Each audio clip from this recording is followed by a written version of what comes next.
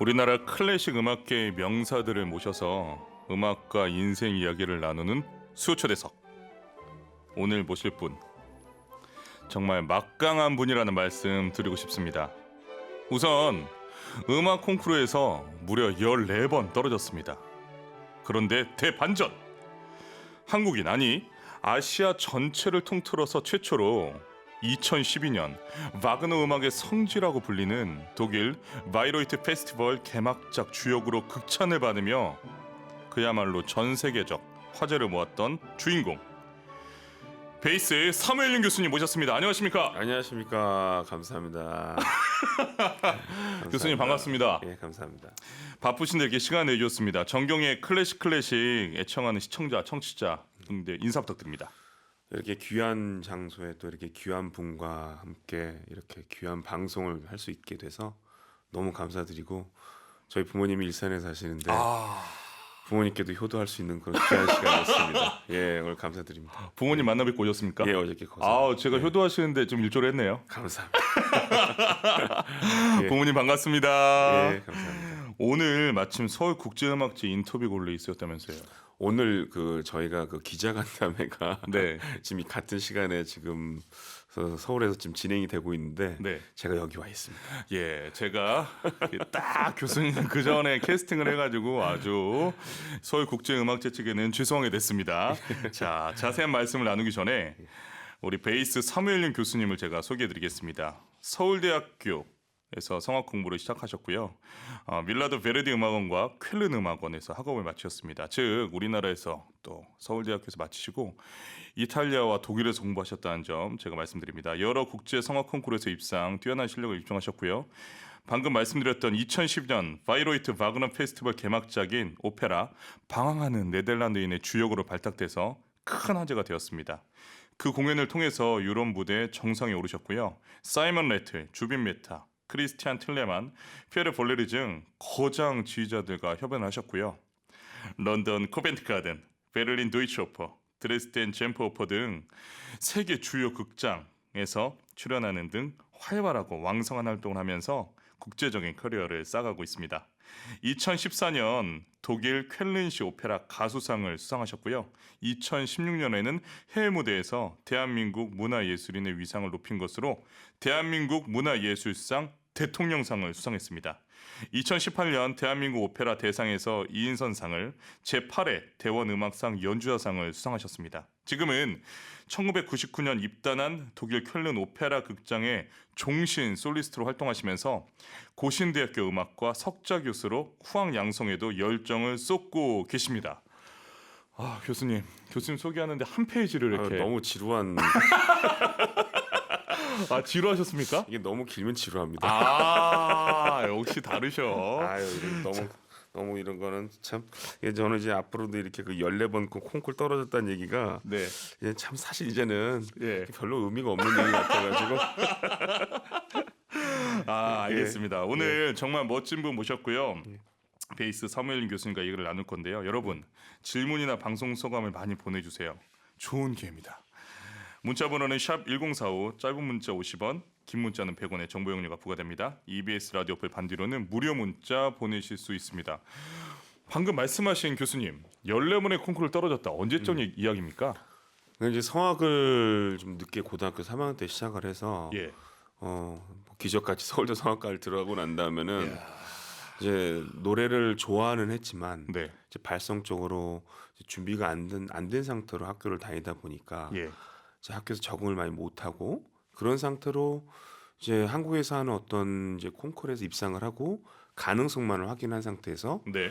유학을 갔는데, 이제 유학을 가니까 이미 이제 기본적으로 노래를 잘하셨던 이제 저희 동시대 유학생분들이 이제 콩쿠르 나가면은 입상하시고 그러실 때 여기 또 출연하셨던 교수님들 많지 않습니까? 하석배 교수님, 네. 우리 또 최종 교수님도 마찬가지고, 이제 그분들은 그래도 저보다는 훨씬 더 콩쿨들도 제가 항상 떨어질 때 항상 입상하시고 그러셨었죠. 저는 그때마다 항상 그거를 넘지를 못하고, 고비를 넘지 못하고, 제가 이 98년도에 처음이자 마지막으로 이제 했던 콩쿠르에서 입상을 하고 네. 그 다음부터 이제 그 전까지 계속 이렇게 여기 써져 있듯이 14번이라는 이제 그 숫자의 개념이 사실은 14번이라는 개념보다 많이 떨어졌다. 예, 예. 그래서 네. 그런 시간이 지나고 이제 98년도에 예. 그 콩쿠르 입상을 하고 제가 99년에 독일로 넘어왔죠. 네. 예, 그러니까 좀 늦게 됐던 사람이었다라는 생각이 듭니다. 예. 제가 그 밀고 있는 컨셉 중에 교수님, 저도 고3 때 음악 시작했거든요. 고3 8월. 저 고3 10월. 저보다 늦게 시작하셨어. 우리 7년 전에 식사할 때도 그 얘기 나눴었잖아요. 그랬죠. 예. 그랬습니다. 정말 신기합니다. 그런데 교수님, 예. 놀라운 일이 2012년에 예. 전 세계 바그너 음악 애호가들이 집결하는 바이로이트 페스티벌의 개막작. 예. 성악가들에게 바이로이트 페스티벌의 개막작에 출연한다는 건 어떤 의미인지 설명해 주시면 좋을 것 같아요.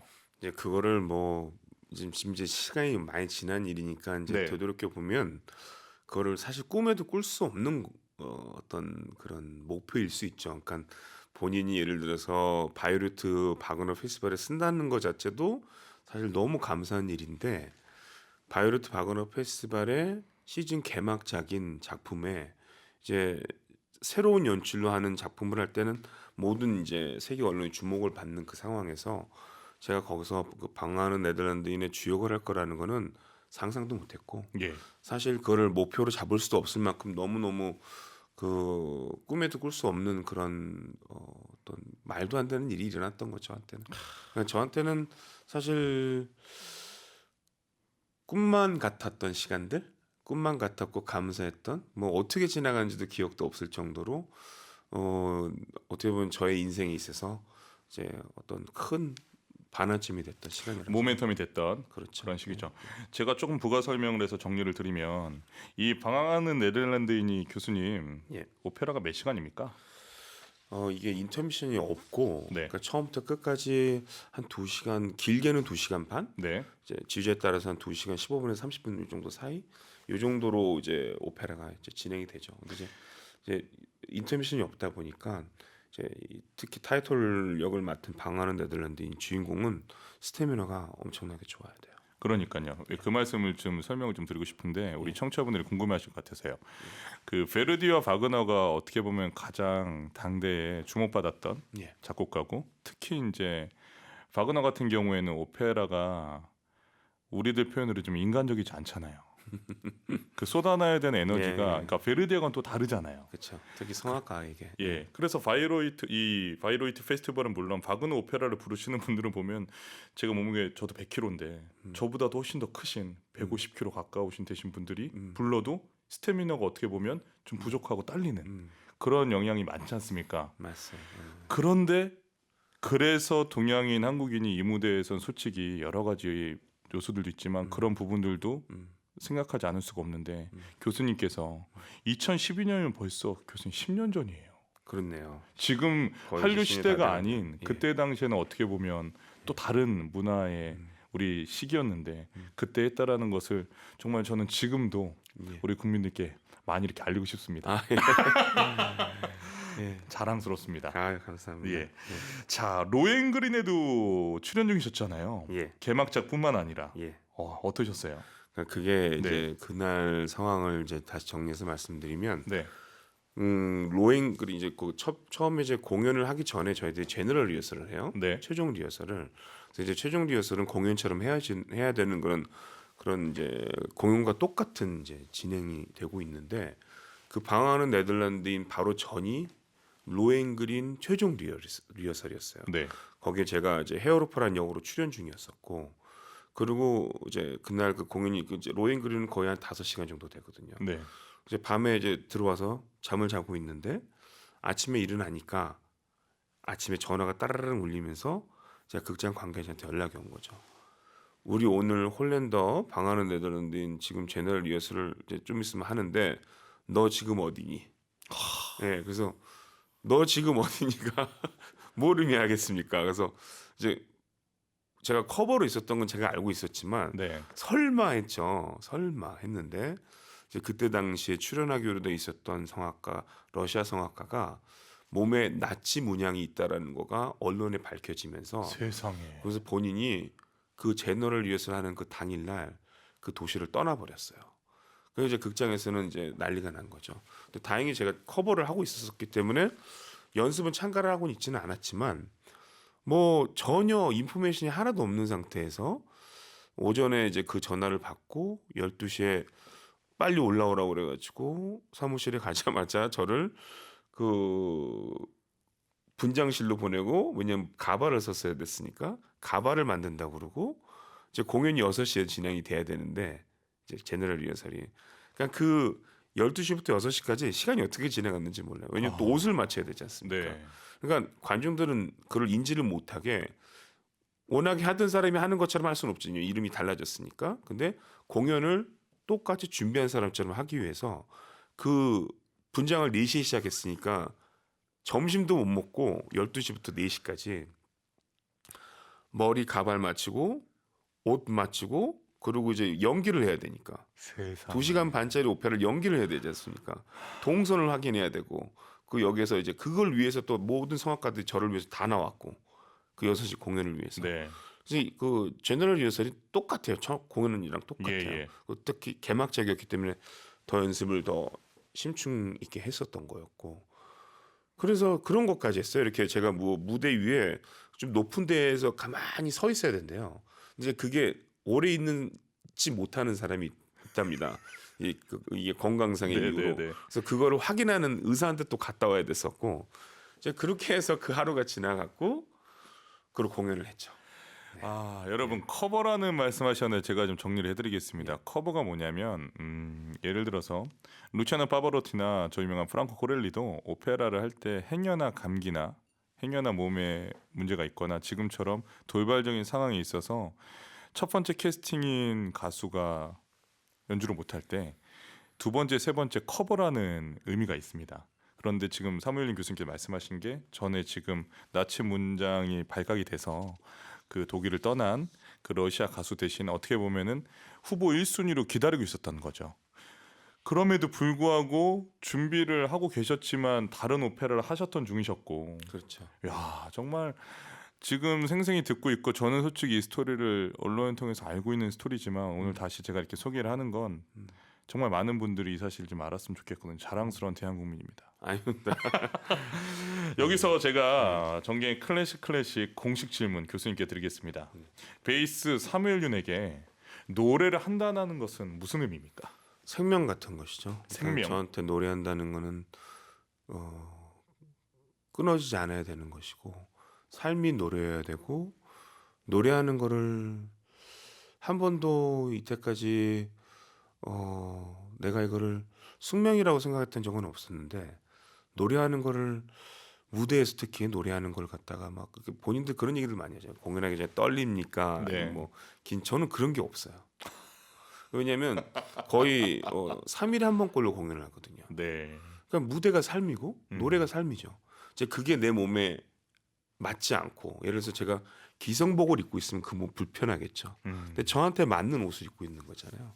그러면은 제가 오늘도 이렇게 편하게 옷을 입고 왔듯이 저한테 맞는 옷, 저한테 맞는 게 노래고, 그리고 그게 삶이니까 행복하다는 감사하는 마음으로 해야 된다. 그래서 나에게 노래한다는 것은 삶이고 생명인 것 같습니다. 참 노래라는 나에게 맞는 옷을 입고, 노래는 결국 한다는 것은 나에게 생명이다라는 말씀 교수님이 해주셨습니다. 교수님, 여기서 많은 분들이 교수님 노래를 듣고 싶어 하실 것 같아서 예. 저희가 음원을 준비했는데, 모차르트 오페라 피가로 결혼 중 더 이상 날지 못하리, 개인적으로 제 입시곡이었습니다. 아, 그리고 고성 교수님도 예. 전에 출연하셔가지고 아, 헤르만 프라이의 논피안드라이를 예. 2만 번도 넘게 들었다. 제가 헤르만 프라이를 제일 좋아하는데 역시 고선 그러시구나. 선생님과 저하고 연결고리가 항상 많습니다. 좋습니다. 그러면 사무엘린 교수님의 예. 모차르트 오페라 피가로 결혼 중 더 이상 날지 못하는 논피안드라이 들려드리겠습니다. Non vedrai al pallone amoroso. 브라보! 교수님, 이거 어떤 무대입니까? 어디서 하신 거죠? 2015년에 예. 이제 바이오레트 이제 공연들이 이제 성황리에 잘 진행이 되고, 네. 이제 3년 연속으로 방하는 네덜란드를 이제 주역으로 계속 출연을 하면서 네. 한국에서 이제 부천 필하모닉하고 오. 제가 이제 독창회를 했던 거죠. 그 독창회 지금 나오는 곡이 제가 모든 프로그램을 끝내고 맨 마지막에 불렀던 맨 마지막 두 번째. 그러니까 지금 오늘 저희들이 소개해드린 음원들이 다 그 제 독창회 때 그때 그렇구나. 음원들입니다. 부천 필하모니 네, 오케스트라와 부천 필하모닉 오케스트라. 지지난주에 부천필 상임주자 되신 장윤성 교수님 오셨었어요. 부천필 상임 되셨어요, 장윤 네, 선생님? 네. 축하 한번 해주세요. 축하드립니다, 교수님.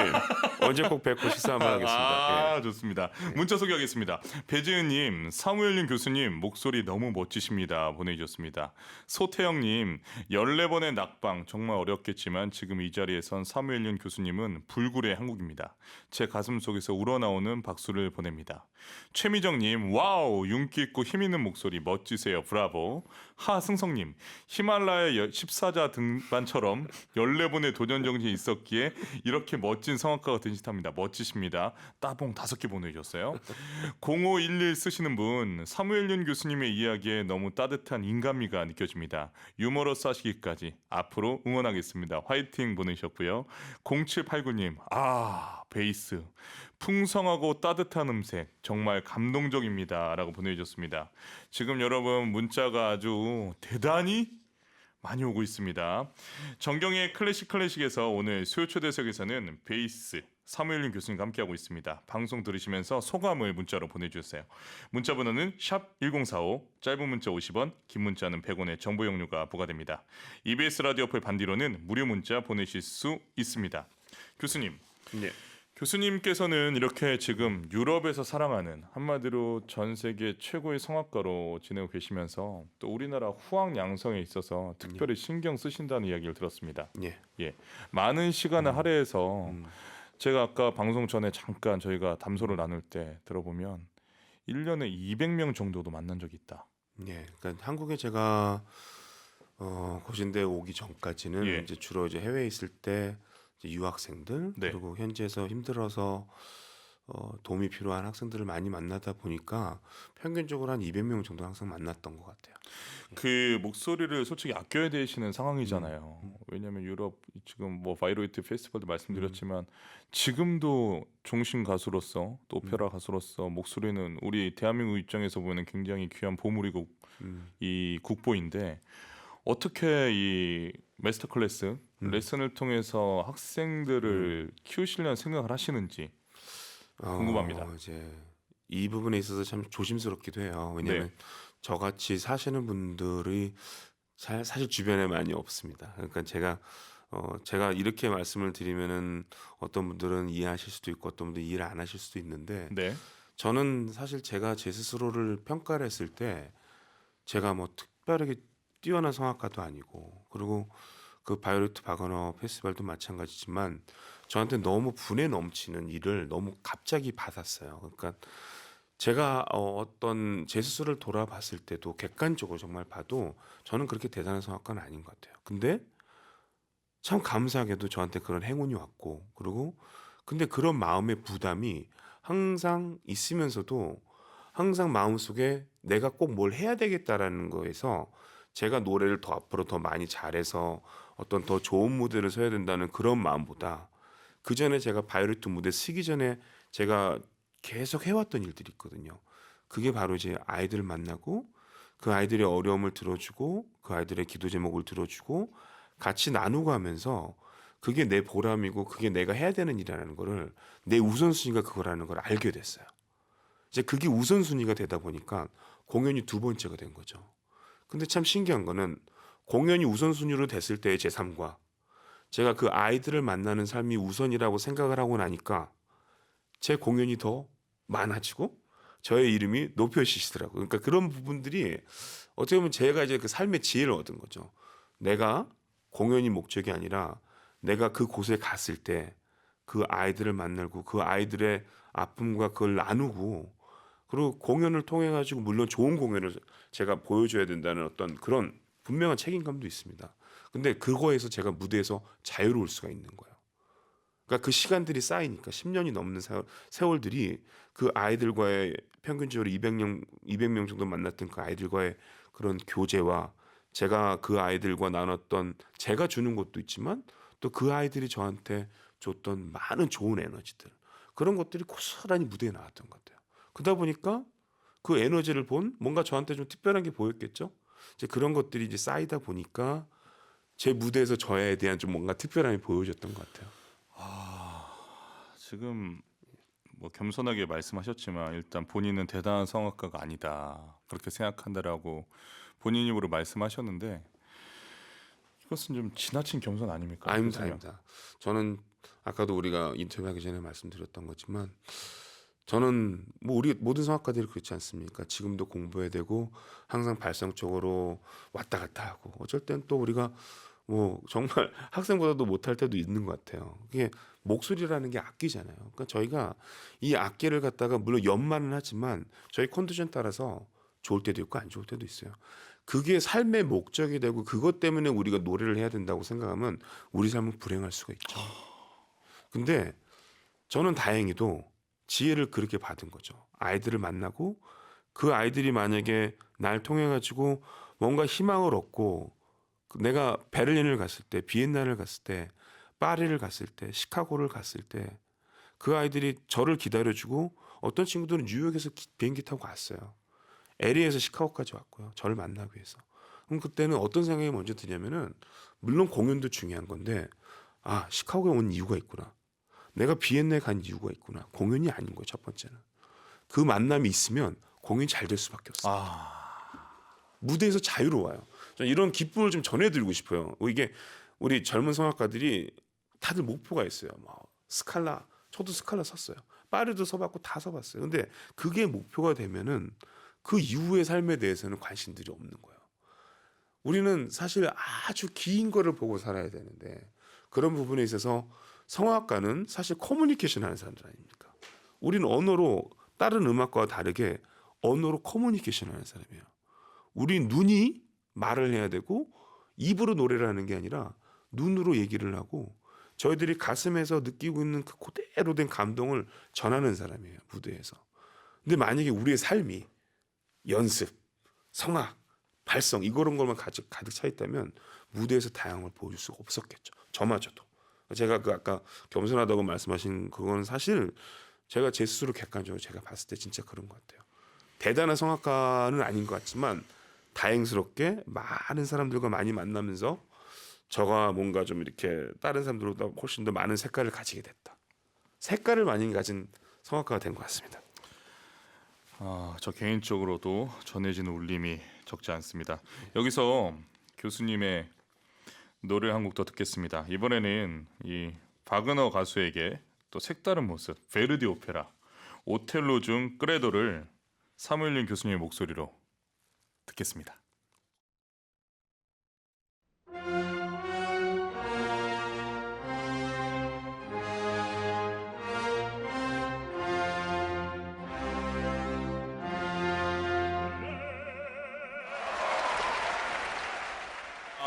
브라보! 베르디 오페라 오텔로 중 크레도를 베이스 사무엘 윤 교수님의 노래로 들려드렸습니다. 제가 오늘 교수님을 뺏어가지고 죄송한 마음에 광고 하나 하겠습니다. 10월 22일 고향 아람누리, 10월 23일 예술연당 콘서트홀에서 서울국제음악제 류재준 작곡가의 신작 심포니 2번에 우리 사무엘 교수님이 출연하십니다. 오늘 거기에 가셔서 기자간담회를 하셔야 되는데 제가 발빠르게 먼저 움직여서 오늘 모실 수 있었거든요. 우리 청취자 여러분들, 시청자 여러분들 관심 있으신 분들은 사무엘 교수님 직접 만나보실 수 있는 좋은 기회입니다. 10월 22일 고향 아람누리, 10월 23일 서울 예술의 전당 콘서트홀입니다.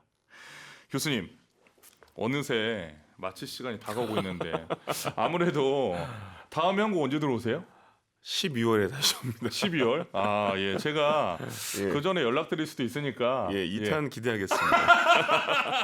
부모님께 효도 한번 더 해드릴 수 있게. 이끌어냈습니다. 우리 사무엘 교수님. 예, 제가 예. 또 한 번 더 모실 수 있도록 하고. 예.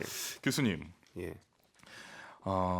지금 아까 얘기해 주신 것도 그렇고 지금 말씀해 주신 것도 그렇고 저희가 너무 좋은 말씀을 많이 해주셔서 참 이 진행자로서 좀 혼란스럽습니다. 왜냐하면 감정이입이 너무 되는 거예요. 이 유럽 정상 무대에 있으면서도 무대 자체가 목표가 돼서 안 되고 이 삶의 인간으로서 느낄 수 있는 여러 가지 이 방향성에 대해서 말씀해 주셨는데 제가 이 대본에 없는 이야기 여쭤보겠습니다. 왜냐하면 대본을 너무 계속 보고 계셔가지고 저 대본 안 봅니다. 여기 저 우리 댓글 다신 것들 그러고 계세요? 그거 보고 있어요. 예, 예. 교수님 그 음악가로서 예. 가장 중요한 건 뭐라고 생각하세요?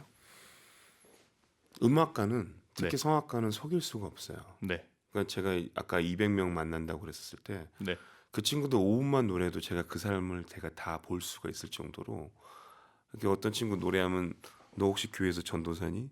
다 알아맞혀요. 그러니까 속일 수가 없어요. 그러니까 저희들이 삶 속에서 어떤 삶을 살고 있는지가 무대에서 그대로 나오는 거예요. 네, 그 사람의 언어에서, 그 사람의 입술에서, 그 사람의 혀에서 속일 수가 없어요. 네, 그러다 보니까 음악가가 된다는 거는 일단 처음에 우리가 좋은 사람이 되는 것도 되게 중요한 것 같아요. 그러니까 사실 음악가들한테는 뭔가 좀 이렇게 뭔가 우리한테 좀 뭔가 이렇게 무슨 권리가 있는 듯 우리는 좀 뭐 마음대로 살아야 되고 물론 예전에 우리가 알고 있는 유명한 작곡가들, 음악가들이 어떤 자기 삶의 어떤 자유로움들 그런 것들이 또 예술적인 어떤 그런 것들로 나타났기 때문에 그걸 이렇게 막 판단하고 그러지 않았죠. 네, 근데 저는 그렇지 않습니다. 그러니까 저는 제가 음악가로서 또 성악가로서 우리는 언어를 갖고 무대에서 커뮤니케이션을 하는 사람들이기 때문에 거짓말을 할 수 없는 사람들이라고 생각을 합니다. 그러니까 아무리 우리가 자유로움을 갖고 있어야 되지만 그게 우리가 알고 있는 우리가 알고 있는 우리의 방식의 규제 속에서 자유로워야 된다는 저는 생각을 하고 있어요. 그게 우리 무대에서 그걸 얼마나 누군가가 최대치를 보여주냐에 따라서 그 사람의 음악을 아주 순수하게 관중들도 같이 동감할 수 있다고 생각합니다. 음악가는 예. 진실해야 한다라고 정리해도 되겠습니까? 맞습니다. 예. 알겠습니다. 자, 저희가 문자 소개 몇 개 더 하도록 하겠습니다. 김주현님, 사무엘님 교수님 목소리가 중후하고 너무 멋지십니다라고 보내주셨고요. 2017님 핸드폰으로 듣다가 블루투스로 들으니 정말 환상적이에요. 감사합니다. 최고예요라고 말씀해주셨습니다. 이종서님, 사무엘님 교수님 말씀 가슴 울리는 이야기입니다. 보라 켰습니다라고 보내주셨습니다. 2317님, 삶에 대한 깊은 성찰을 주시는 사무엘님 교수님 응원합니다. 그리고 매주 좋은 자리 만들어 주시는 정크클 감사합니다. 1회부터 팬이에요. 2317님 고맙습니다. 최미정님, 정말 멋진 분을 알게 돼서 기쁩니다. 이 시점에서 정말 죄송한데요. 사무엘님 교수님과 정경 교수님 가까이 볼수록 너무너무 닮으셨어요. 어느 분께 죄송해야 할지 모르겠어요. 아, 정경 교수님한테 죄송하다고 말씀하세요. 저는 이제 나이가 좀 별 말씀을요. 교수님, 마지막 예. 질문입니다. 예. 예술가, 예. 음악가, 인간 사무엘 윤의 꿈은 뭡니까? 제 꿈은 제가 원하는 어떤 음악가로서의 어떤 아까 처음에 우리가 말했던 얘기들인데 어떤 본인들의 삶만 살려고 생각하지 말고 우리가 어쨌든 음악가로서 이런 감사한 우리 교수님도 마찬가지고 저도 마찬가지고 우리가 갖게 된 이 복이 꼭 우리만을 위해서 써지면 안 된다고 저는 생각을 합니다. 그러니까 많은 우리 음악하는 어려운 사람들이 다시 음악하는 걸 행복해 할 수 있고 그게 제가 그걸 일조할 수 있는 그런 사람이면 좋겠습니다. 그게 저의 지금 제가 갖고 있는 현재 바람입니다. 사무엘린 교수님은 고3 때 10월에 음악을 시작하셨습니다.